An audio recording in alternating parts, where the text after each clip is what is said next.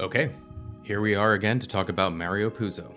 Now, this isn't going to be a traditional book review. I've noticed that my instinct is to just talk about the story itself, and in doing so, spoilers kind of happen, and I don't want to ruin anything for anybody that hasn't read the book before. So I'm going to say out front, this book and my feelings on it are kind of complicated. It's sort of like his, gangster novels already, but it's also a deviation from that. It's sort of similar to it, and then it's not really focused on the mafia gangster aspect, but it is talking about the seedier parts of the different cities that are in the story. So it will feel familiar for those of you that have read some of Mario Puzo's gangster novels before, but the themes of it are a little bit different. The focuses are very different. It's very much a sort of relationship and friendship book.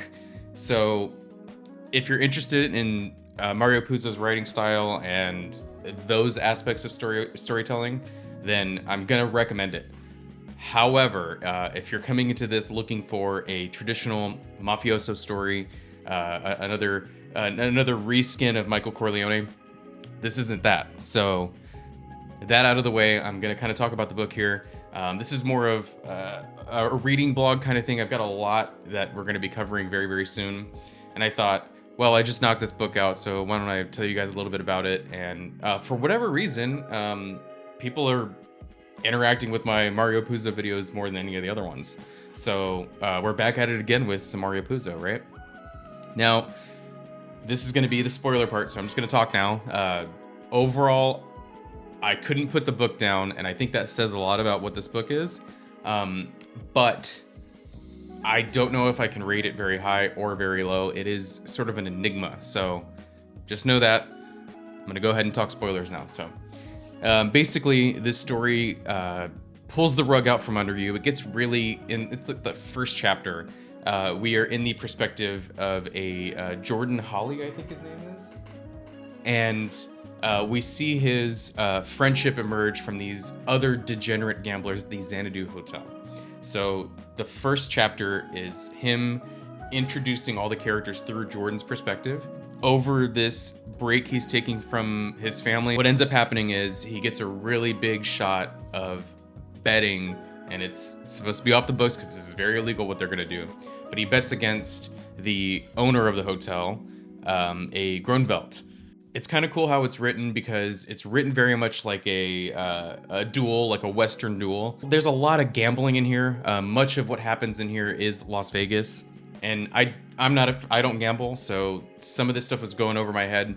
But the way that it's written, it's like, okay, here's what you need to know, and here's what's happening. And it sort of builds the tension and the suspense up, even if you don't know anything about Baccarat or anything like that. So he faces off, Jordan faces off with Grunwald, and he ends up winning this huge sum of money. And, then his friends, the other degenerate gamblers there, we got Cully Cross, who's kind of a hustler in the Las Vegas scene already. And then we have John Merlin. Yeah, that's going to come into play very soon here. And through the course of this, him winning all this money and sort of it being like, well, what are we doing here? What is he going to do? He ends up taking his own life, much to the sort of surprise of all of his friends that he was hanging out with in Las Vegas, and much to the surprise of everybody who knew what happened with Grunwald giving him all this money. So they do the right thing. They get the money to his widow and, all this stuff. And the novel then takes a turn from being about Jordan to our new main character, John Merlin. So he was one of the friends of Jordan from the beginning. Now, John Merlin is supposed to be a Mario Puzo stand-in. You must be Mario Puzo. It's very autobiographical in terms of this is a writer who was struggling and then got some fame with the book, got mixed up in Hollywood and got mixed up in producers and the publication world. A lot of that is in here, and he doesn't really talk very kindly of it. Now, I think a lot of this comes from Mario Puzo's personal experience, but I think over time, especially now where we are, my distrust and my dislike of Hollywood in general and things with politics and its commentaries on the military. There's a lot to unpack here, and Mario Puzo doesn't really hold back. There's going to be a lot of stuff for people to be discouraged about when reading this, a lot of things to criticize, because this is a character that's in the 50s through like the 70s. It's a lot of philosophy, a lot of combative attitudes towards women. I thought that was a little hard to get through from Modern Eyes, but I can't tell if it is a criticism, a self-criticism. Like, he doesn't really say it like it's, you don't get the feeling that he enjoys this aspect of himself or how the men in these lines of work and everything are. But when you read it, it's hard to to look at and be like, yeah, this guy's real progressive. Mario Puzo, this guy was never the most progressive guy in the room, I don't think. So however much he's educated and a writer and very much into the fine arts and all that, there is that sort of attitude. And, it's a product of its time. It's a product of its time for Mario Puzo, but it's also him sort of recounting, decades of time. This is an epic American novel that takes place in Hollywood, Las Vegas, New York. And again, it feels like a lot of self-criticism here. Now, it starts off with John Merlin sort of taking a break from his family, and he does sort of rationalize it by being like, well, I called him a lot, and I wrote her all these letters and blah blah blah. And you're going to see a lot of that, and that's very human, I feel like, is to rationalize bad behavior. Now, there's again the misogyny, but there's like some racism stuff that was a little bit hard to get through. And again, it's just a product of its time, and if people aren't about it, I get it. But I'm okay with disliking all these characters as long as the feelings I'm getting are kind of, compelling. And like I said, once I started the book, I couldn't really put it down. I wanted to see what was going to happen, even though I kind of didn't care about anybody, which is normally not where I'm at. I usually want to like the characters, and then the story can be whatever. This, I was like, man, all these people could have horrible things happen to them, and I don't, they're getting a comeuppance in a way.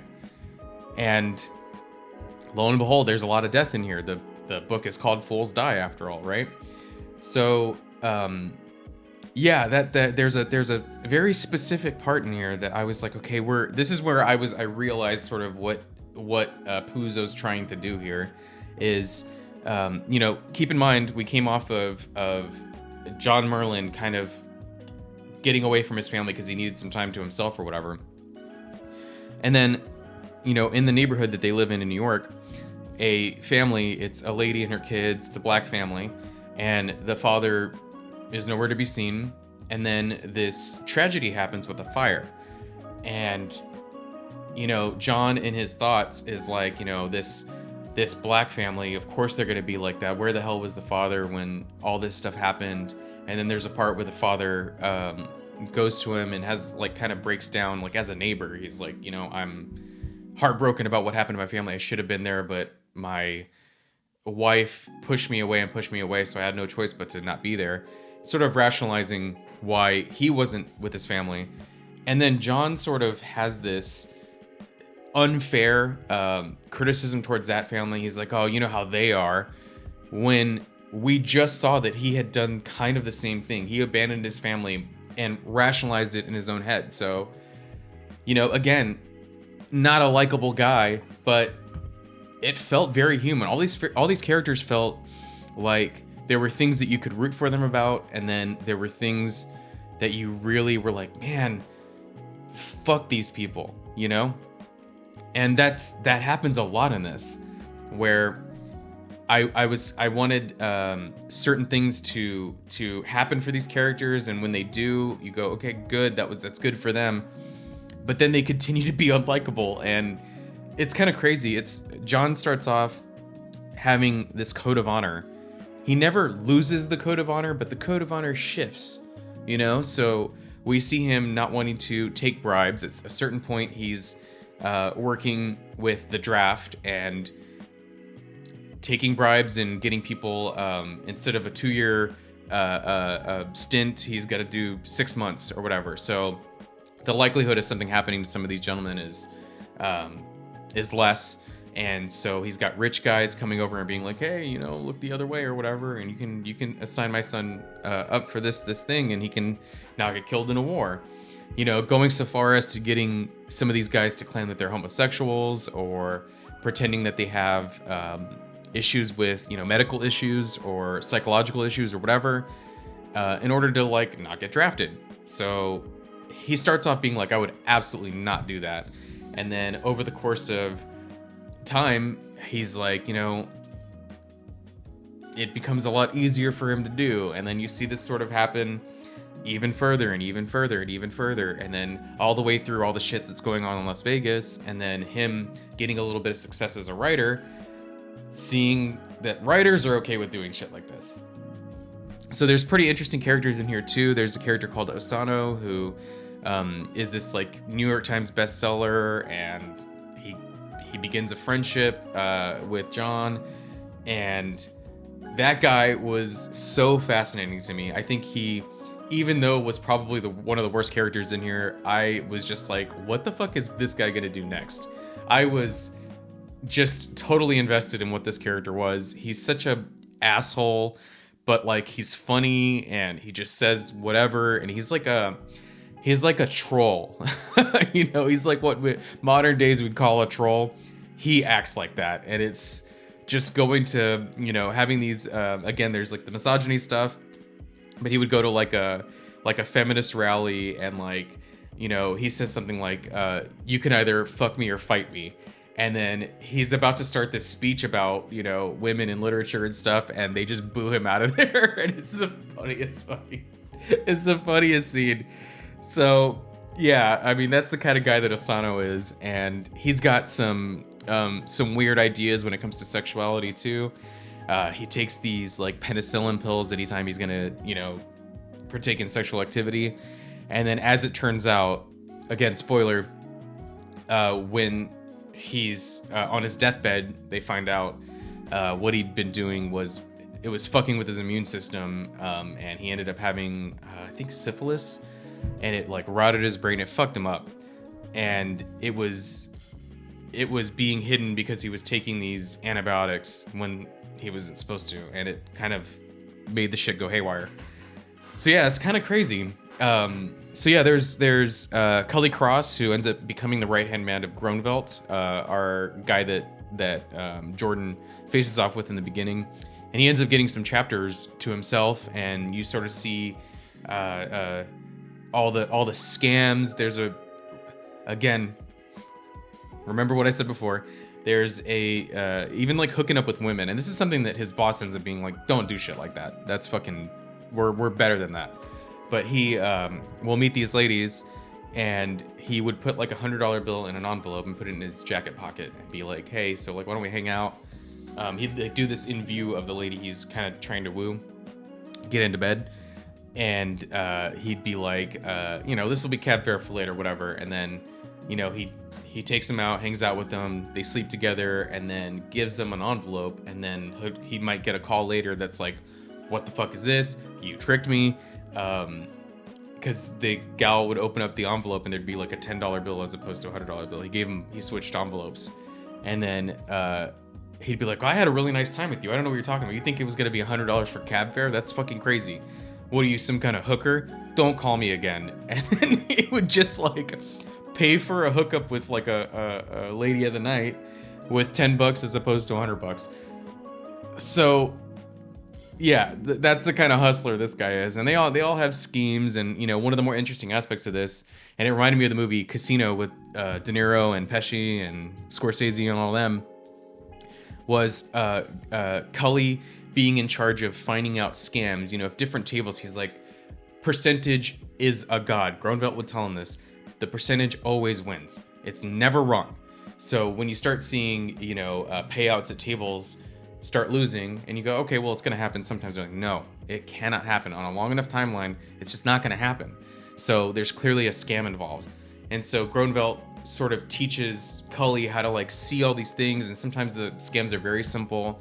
It would straight up be somebody like with a fake stack of $100 chips. It would be like made like a replica to look like a stack, and they were like switching them out.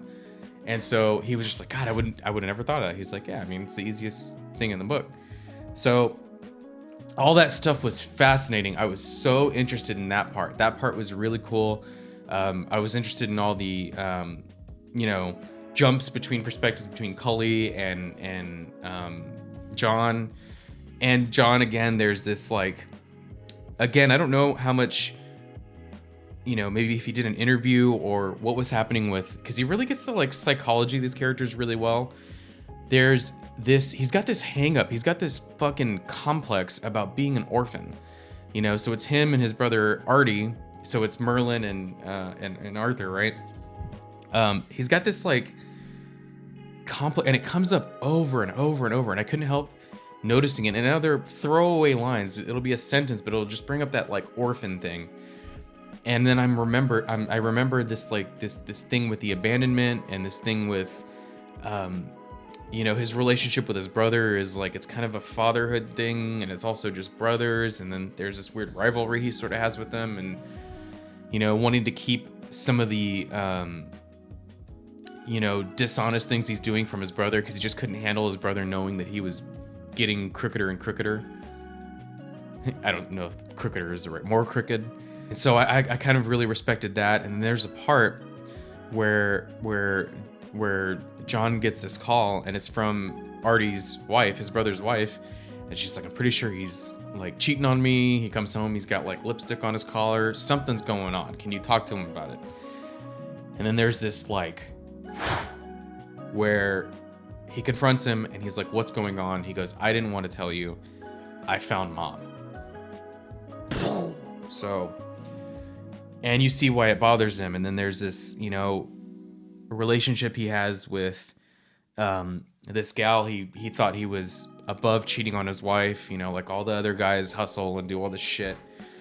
And then he ends up starting a relationship with an actress who he kind of met in passing, because they run in the same circles, this publication world, trying to turn his novel into a movie. So all of a sudden he's embroiled in all of the things that are going on in Hollywood, and they're all mixed up with shit that's going on in Las Vegas. So it's like this sort of this sort of woven pattern of like crossing paths, and everybody's kind of knows each other. And it's mentioned in the very beginning of the novel that Jordan is like, he keeps noticing that John like is trying to read him. He's trying to get a read on him. So you take that aspect of him trying to read people, and you get the feeling that when he's describing other characters in this book, that the reason he's got like insight on them, or he can kind of tell what they're thinking, is because he just reads people really well. And also, all anybody does is fucking gossip.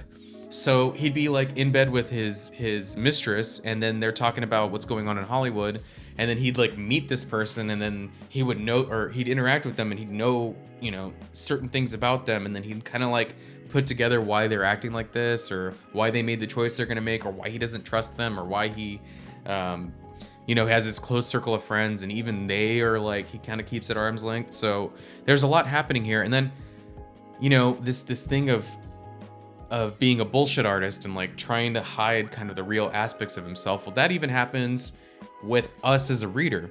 As the novel gets a little bit further, that's when we get the story about what was happening in the orphanage, and you go, okay, like he's even revealing to us, he has to like finally trust us a little bit as a reader, and then he kind of tells, this is some shit that happened to me, and why me and my brother have this tight relationship and whatever. I mean, it's crazy. There's a really, uncomfortable scene with the gal he ends up, getting intertwined with. This is going to be a little bit uncomfortable here. So she finds out that one of the guys, another person embroiled in all this, signs on a contract for a singer, and it's he's like 14 years old, and he's got this beautiful like high-pitched voice. I don't know what the sopranos, tenors, whatever any of that shit is, but it's like the high-pitched ones. So he's got this beautiful singing voice, and John confronts her about this alleged thing that he hears about her sleeping with this underage kid, and then she's like, I'll explain to you what happened. Again, uncomfortable as fuck, right? And apparently she like thought that this was kind of shitty to steal his manhood from him because they were thinking about turning him into a castrano. So essentially removing his testicles before he becomes a full man yet, and then his voice won't change and he can have this beautiful voice his entire life. But at what cost, right? Not being able to be interested in sex or whatever it might be. So she thinks this is really shitty for him to convince the parents to let them do to this kid. And then she like hooks up with this kid and then ruins that whole thing that they had going. So like, again, fuck all these people, right? So, but it's so interesting because all of this stuff is like, you just don't expect a lot of this stuff to happen. And then, you know, the book ends with Osano being, you know, his writer friend who's super famous, you know, this troll, and he's got this advance with the publishing company to like come out with what's gonna win him a Nobel Prize in literature. And he's like, I've been working on it for 10 years, whatever it is. It's like some arbitrary number, but he's working on it for a long time, and he's got nothing to bring to the table yet. And, you know, he dies and leaves John his estate, and part of that is this manuscript of this book, and it's just notes. He wasn't writing anything, and there's like one chapter, and we find out that that's the chapter that Fool's Die starts with, is this chapter of this book that was never going to happen. It's another troll at the end, and I found that to be really funny and a good way to like close the book, and you go, okay, interesting. So yeah, I have, again, mixed feelings about all this, because it's like, how did I end up here being super interested in this world, this tapestry, this thing, but finding all these characters to be kind of deplorable? I don't know how he did it. You know, Cully Cross has this interesting stuff going on with this Japanese company. I found that stuff to be really interesting also, and just the culture kind of thing was interesting. I think that if you are already reading Puzo's stuff, then I think you'll like it. I think I liked it. I think it's an examination on Puzo as a writer. I think it's an examination of how seedy certain parts of Hollywood and Las Vegas and the publishing companies and all this stuff, the military, and how easily it is for a regular guy to just become corrupt. So yeah, that part of it is really interesting. And again, you know, looking at it from modern eyes, that's going to be a hump for people to get through. But if you're there for it, this is an interesting book. And I think I will read it again at some point. I think I need to digest it a little bit, and I'll come back to it maybe in a couple of years, and, you know, with this sort of concept again, and then maybe I'll have a different feeling on it. I don't know. But at the moment, I'm okay with not being sure. I'm really okay with not being sure. It's interesting. It's big. It's gonna kind of take up a lot of your time. But if you're the writing style is approachable. I mean, this is Mario Puzo. This guy wrote one of the greatest movies of all time. So this is something that he knows how to do. Unfolding of a story, right? It's really just the just how seedy everything ends up getting that I think people will have a problem with. Not necessarily the writing style itself or anything like that, because he is criticizing this stuff. He does lay it out like, yeah, fuck these people, and, you know, maybe fuck me a little bit. I think there is a little bit of I don't want to call it self-deprecation, but it is sort of an examination of some of his own faults and sort of laying them out in a way where he can be like, you know, yeah, it's kind of shitty that I maybe did some things while I was in this world, and it was easy for me to let go of some of my principles at some points. Now, I don't know anything really about Mario Puzo's personal life, but it definitely feels like he experienced some of this, for better or for worse. So, I don't know. I think it's time for me to get out of here. We're supposed to be bringing you some other cool stuff very, very shortly. I think we got Devil's Advocate on the way. I think me, Brandon, and Kenny are going to come back and knock out League of Extraordinary Gentlemen. So that's going to be so fun. But yeah, I got some more reading to do, guys. I'll come back with you guys in a new video coming soon. So enjoy the rest of your day.